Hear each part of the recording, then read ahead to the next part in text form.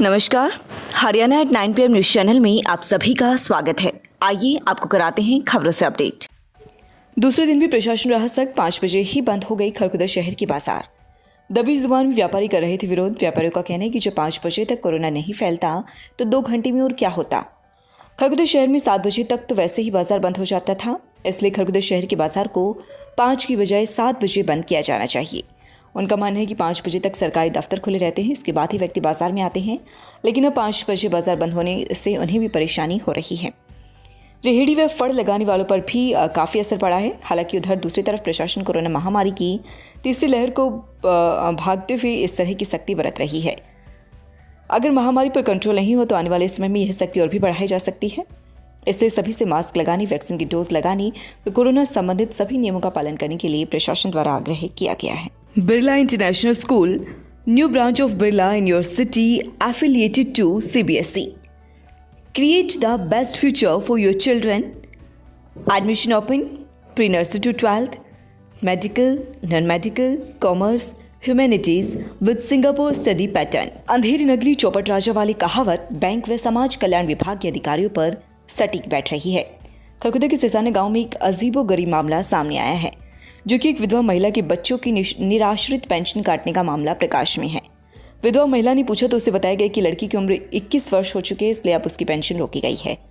यह सुनकर विधवा महिला की होश उड़ गई। उसने कहा कि भगवान ने उसे लड़की दी ही नहीं, उसको तो केवल 2 लड़के ही हैं, उसकी लड़कियां हैं ही नहीं। अब विधवा महिला यह साबित करने में जुटी है कि उसके केवल 2 लड़के हैं। उनके जन्म प्रमाण पत्र भी समाज कल्याण विभाग के कार्यालय व बैंक में दिखाए गए हैं, लेकिन उसकी पेंशन अभी भी बंद है। पिछले 4 महीने से उसकी पेंशन बंद है, वह लगातार परेशानी झेल रही है, लेकिन इस तरफ कोई ध्यान नहीं दिया जा रहा, जिसके चलते आखिरकार महिला ने अपनी शिकायत खरगोदा SDM व CM विंडो में लगाई है ताकि उसका समाधान हो सके। एक तरफ प्रदेश सरकार अवैध रूप से जो व्यक्ति पेंशन ले रहे हैं उन्हें रोकने में जुटी है, वहीं दूसरी तरफ बैंक व समाज कल्याण विभाग के अधिकारियों की अनदेखी के कारण बहुत से परिवार परेशानियां झेल रहे हैं। अब समस्या यह है कि इस गलती को सुधारा नहीं जा रहा। समाज कल्याण विभाग का कारनामा, लड़कों की जगह पेंशन में दर्ज की किसी और की 2 लड़कियों के नाम। 21 वर्ष की होते ही पेंशन कटी तो पता चला अब ठीक नहीं कर रहा विभाग। पेंशन पिछले करीब 13 वर्ष से आती रही, लेकिन अब लड़कियों की उम्र 21 वर्ष हुई तो इनकी पेंशन रुक गई, जबकि पेंशन किसी और की रुकनी चाहिए थी क्योंकि उनके पास तो लड़की है ही नहीं। यही नहीं, इस बारे में विभाग व बैंक के लगातार चक्कर काटने के बाद भी पिछले 4 महीने से कोई समाधान नहीं निकला है।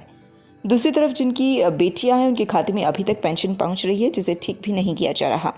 जिसे पेंशन मिलनी चाहिए उसे पेंशन नहीं मिल रही और जिसकी रोकी जानी चाहिए उसकी रोकी नहीं जा रही। सिसाना गांव निवासी पीड़ित कविता ने बताया कि उसके पति सुभाष का निधन दिनांक 1 अप्रैल 2007 को हुआ था।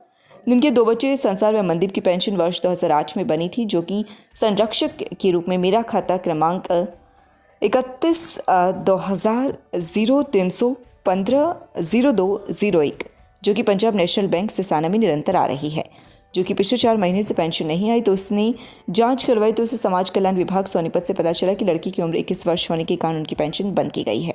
ये सुनकर महिला के होश उड़ गए क्योंकि उसकी तो कोई लड़की ही नहीं है। उसने कहा कि जना मेरी लड़की है ही नहीं।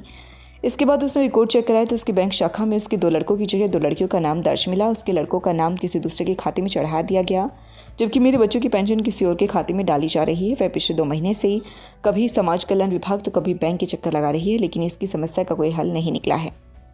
पीड़िता की मांग है कि उसके बच्चों की जो पेंशन किसी दूसरे के खातों में डाली जा रही है उसे ठीक करा के उसके खाते में डाला जाए, वह अपने बच्चों का पालन पोषण कर सके। पीड़िता ने मामले की शिकायत CM विंडो व खरगोदा SDM को भी दी है। तीनों खातों को आपस में कर दिया मर्ज। पंजाब नेशनल बैंक सिसाना के कर्मचारियों ने लापरवाही बरतते हुए गांव के 3 खातों को आपस में ही मर्ज कर दिया है, जिसके कारण किसी के बच्चे किसी के खाते से अटैच जो हो गए हैं।